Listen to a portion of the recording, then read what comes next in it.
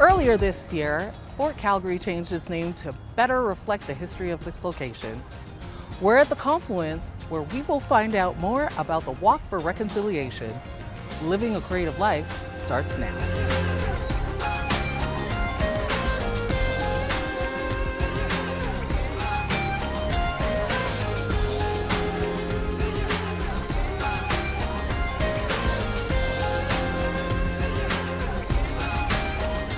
Charlotte Yellowhorn McLeod, thank you so much for being here with me today at the Confluence for Living a Creative Life. It's an honor. Thank you. Charlotte, can you tell me how you are connected to the Reconciliation Walk that happens here at the Confluence? It started in February 2008. The Friendship Center called and they said Prime Minister Harper is going to do an apology to residential school survivors on June 11th, 2008. We decided that we were going to have a walk from the federal building to Fort Calgary.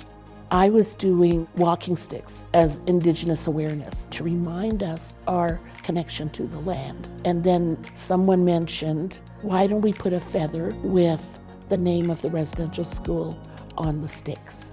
My husband, I needed his help. I said, Dave, could you sand some sticks?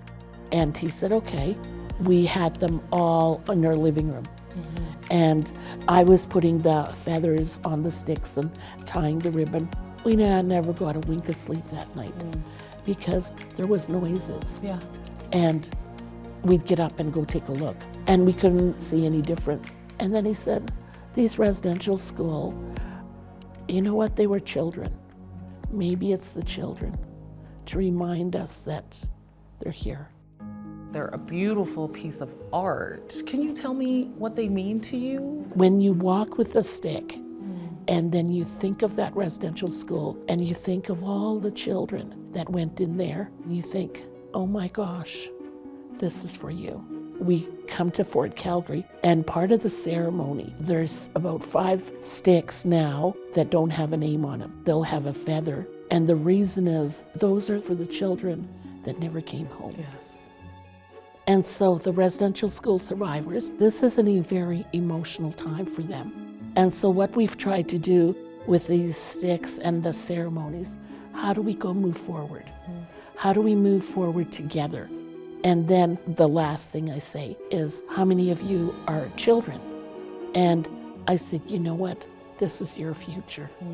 And we're all on this journey to walk into the future, to make a better life for everybody. Charlotte, thank you so much for being here with me today on Living a Creative Life. It's an honor to have you share your knowledge with me. So thank you for being here.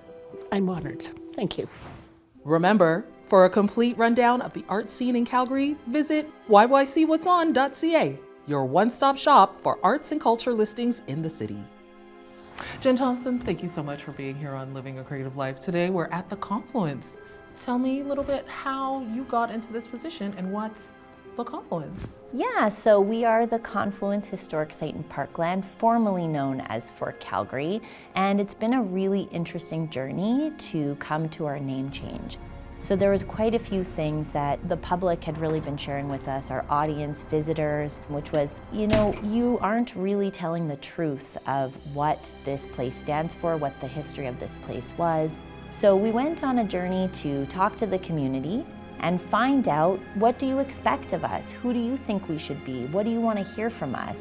Through that journey, we found out that certainly the most important part of this place for everyone is the land. The original name of this place is Mohkinstsis, which means elbow, which is the 2 rivers coming together.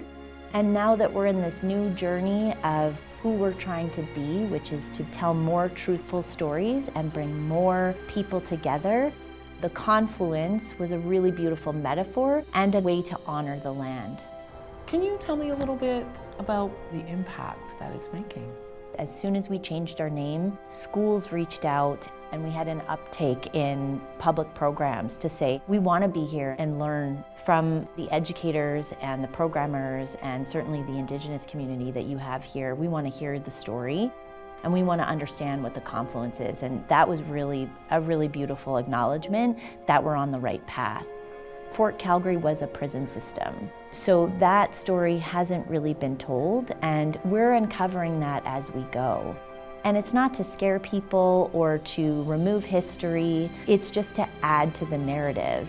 But more importantly, it's to bring to life the history that was erased, which is the Indigenous stories. And so those pieces haven't been told, and that's what we're trying to add here at the Confluence. Jem, can you tell me why this location and Fort Calgary is such an important part of reconciliation in general? One of the things that we're really focused on here is telling the truth, because without the truth, you can't have reconciliation. Right. And really acknowledging and owning all of the harm that was caused in our past in order to move forward in a good way and move forward towards reconciliation. The Walk for Reconciliation takes place on June 21st. Check out the Confluence website for more information. And if you want to be featured on our show, you know what to do. Send us a note and tell us about it. See you soon, or maybe sooner, on Living a Creative Life.